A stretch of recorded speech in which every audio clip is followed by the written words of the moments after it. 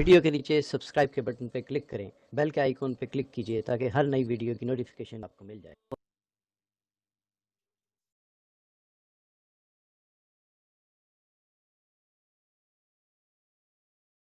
اعوذ باللہ من الشیطان الرجیم بسم اللہ الرحمن الرحیم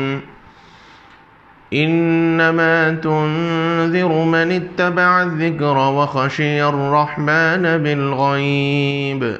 فبشره بمغفرة وأجر كريم إنا نحن نحيي الموتى ونكتب ما قدموا وآثارهم وكل شيء أحصيناه في إمام مبين۔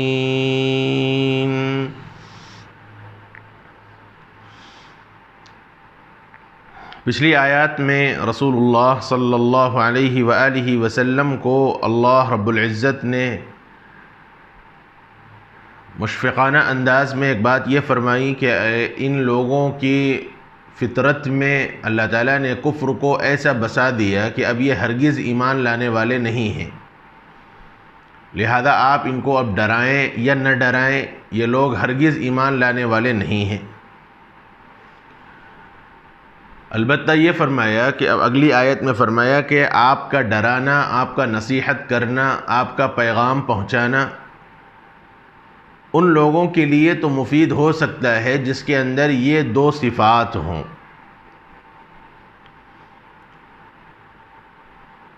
ایک تو فرمایا انما تنذر من اتبع الذکر، کہ آپ ایسوں کو ڈرائیے جو نصیحت کی پیروی کرتا ہو، اور دوسرا بلا دیکھے رحمان سے ڈرتا ہو۔ یہ دو صفات جس کے اندر ہوں اس کے متعلق فرمایا کہ فبشرہ بمغفرۃ واجر کریم، اللہ کے رسول آپ ایسوں کو اللہ تعالیٰ کی طرف سے مغفرت اور اجر کریم کی خوشخبری دے دیجیے۔ یہاں دو باتیں اللہ رب العزت والجلال نے فرمائی ہیں۔ سب سے پہلی بات تو یہ فرمائی کہ وہ آدمی جو نصیحت کی پیروی کرتا ہو اور رحمان سے ڈرتا ہو۔ کیوں؟ اس لیے کہ جب ڈر ہوگا تبھی طلب ہوگی، کیونکہ ضابطہ یہی ہے، تجربہ بھی یہی ہے۔ آدمی جب کسی چیز سے ڈرتا ہے، کسی چیز سے خوف کھاتا ہے تو آدمی ان چیزوں سے احتیاط کرتا ہے، اور جب آدمی میں کسی چیز کا ڈر اور خوف نہیں ہے تو آدمی اس سے احتیاط بھی نہیں کرتا۔ جیسے اس وقت موٹی مثال کو آپ لے لیں، ابتدائی مرحلے میں جب کورونا کا سلسلہ شروع ہوا تھا تو ایک عجیب قسم کی دہشت لوگوں پر طاری تھی، گھروں سے نکلنا نہیں چاہتے تھے، ہر آدمی لاک ڈاؤن ہی کا قائل تھا، اور لاک ڈاؤن ہی کی تائید میں بہت سی باتیں ہو رہی تھیں۔ لیکن جب یہ مرض بڑھتا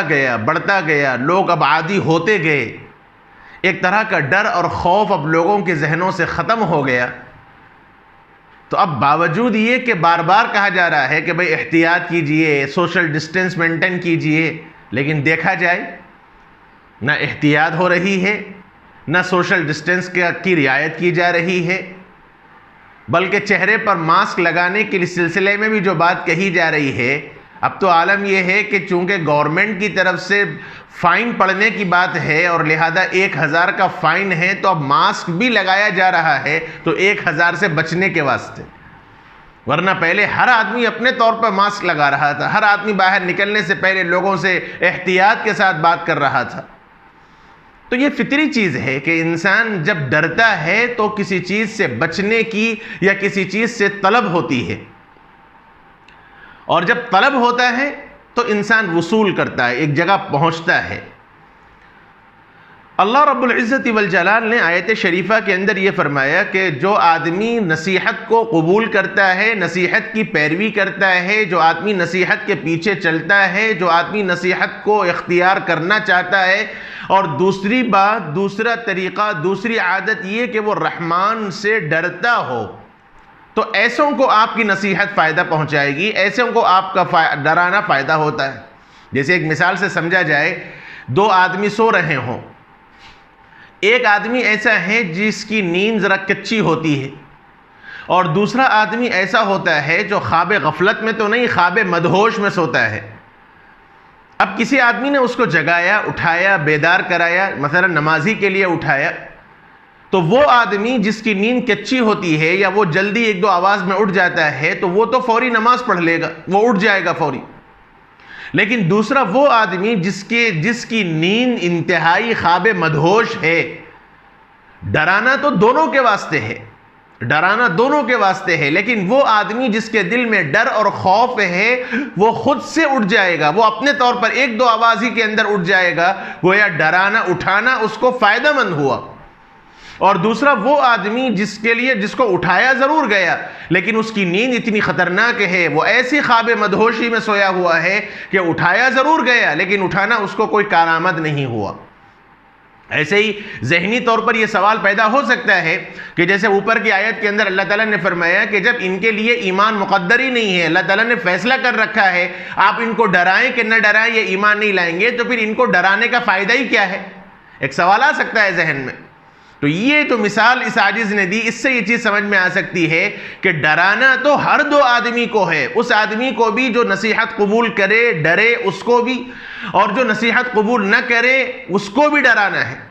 لیکن جیسے نیند سے بیدار کرنے کے واسطے اٹھانا ہر دو کے واسطے، اور وہی آدمی اٹھ سکتا ہے جو ڈرتا ہے یا جس کی نیند کچی ہے وہ فائدہ اٹھائے گا، اور جس کی نیند خطرناک ہے وہ فائدہ نہیں اٹھائے گا بلکہ خواب غفلت میں رہے گا۔ ایسے ہی ڈرانا دونوں کو ہے، لیکن جس کے دل میں خوف ہوگا، جس کے دل میں اللہ تعالیٰ کی محبت ہوگی، اور جو آدمی اپنے آپ کو اللہ کے احکام پر چلانا چاہتا ہے، وہ تو نبی کی دعوت سے، اسلام کے احکامات سے فائدہ اٹھا لے گا۔ اور وہ آدمی جس کے حق میں اللہ تعالیٰ نے پہلے ہی سے کفر رکھا ہے، ڈرانا اس کو بھی ہے، لیکن ڈرانا اس کو کسی حق میں فائدہ نہیں پہنچائے گا بلکہ الٹا اور اتمام حجت ہو جائے گی۔ جیسے اگر وہ نیند سے بیدار ہونے والا آدمی اٹھ کر کہے، کیا صاحب آپ میرے کو اٹھائے نہیں، میں بھی فجر کی نماز پڑھنا چاہ رہا تھا، تو یہ آدمی کہے گا صاحب کیا کروں، آپ کی نیند ہے کیا ہے، کتنی مرتبہ نہیں اٹھایا میں، گویا اتمام حجت ہوگا، اسی کو اب ندامت ہوگی کہ ہاں صاحب میری غلطی ہے۔ یہی انداز کافر کا ہوگا کہ کل قیامت کے دن کافر یہ کہے گا ہمارے پاس کوئی نبی نہیں آیا ڈرانے والا، اللہ تعالیٰ فرمائیں گے اتنے نبی آئے تھے تم نے بات نہیں مانی، گویا اتمام حجت ہو گیا، اور اب عذاب میں جلنا یقینی ہوگا، اور ابدی طور پر ہمیشہ کے لیے جہنم میں جلنا آسان ہوگا۔ قرآن مجید نے یہ بات یہاں فرمائی ہے کہ ڈرانا اسی آدمی کو فائدہ مند ہو سکتا ہے جو آدمی ڈرتا ہو، وَخَشِيَ الرَّحْمَانَ بِالْغَيْبِ، اور جو رحمان کو بلا دیکھے ڈرتا ہو۔ یہاں بڑا عجیب نکتہ ہے، آپ پورے قرآن مجید کو اٹھا کر دیکھ لیں، ہر جگہ اللہ تعالیٰ نے خشیہ کا لفظ استعمال فرمایا کہ رحمان، خشیہ ڈرنا، اس کے ساتھ رحمان کا لفظ استعمال فرمایا، دونوں اپوزٹ لفظ ہیں۔ خشیت ڈرنا، خوف، اور رحمان کے اندر انتہائی محبت، جذبہ، رحمت، چاشنی، محبت، یہ مطلوب ہے۔ حالانکہ ڈرنا یہ تو خوفناک چیز سے ہوتا ہے، محبت سے کبھی بھی ڈر نہیں ہوتا،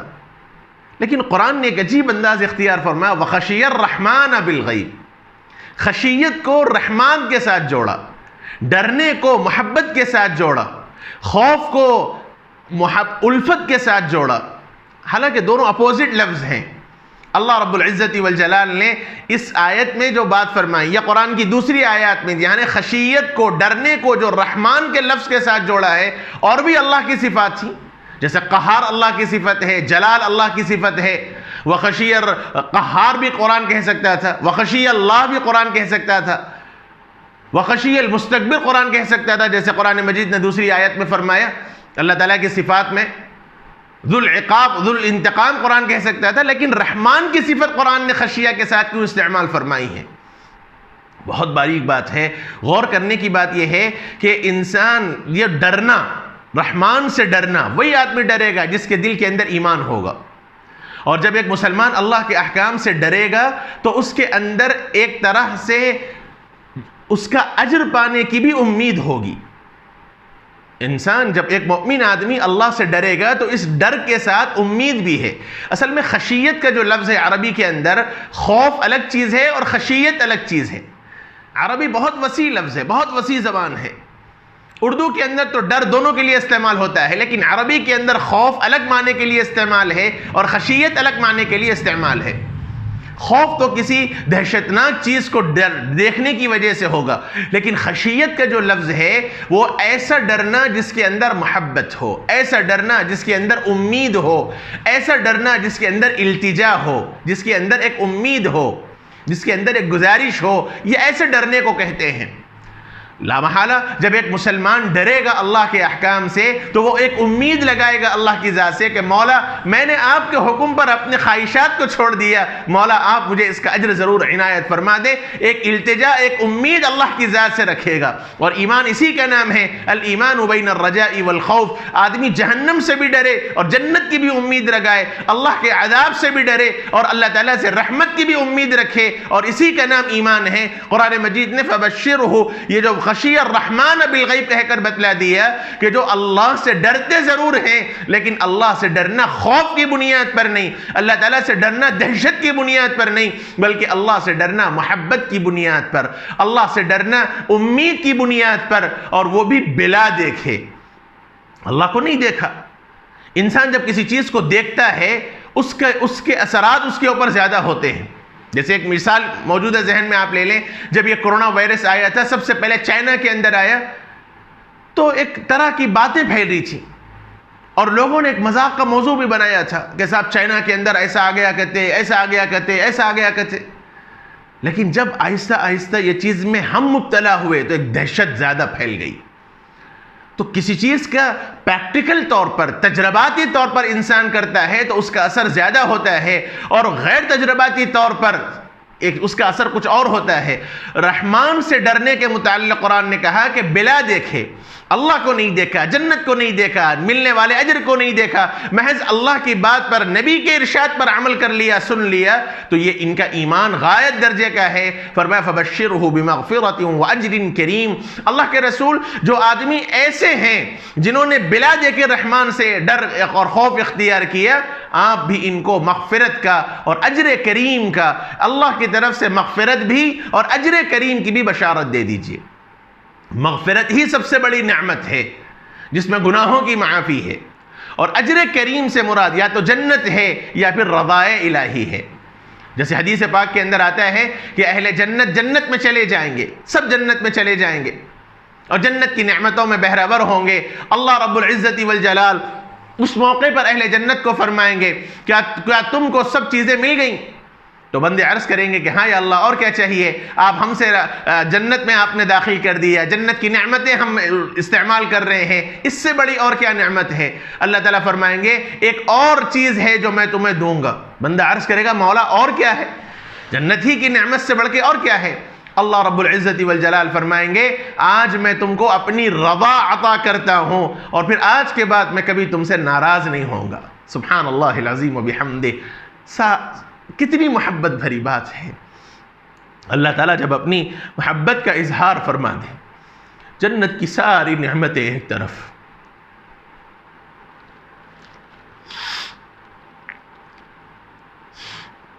اور اللہ کی رضا ایک طرف،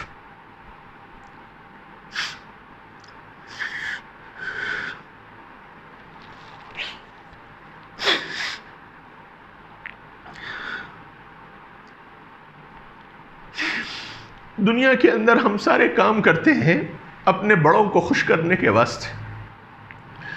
جیسے ایک بچے نے کوئی کام کیا اور باپ کہہ دے کہ بیٹا ماشاءاللہ بہت اچھا آپ نے کام کیا،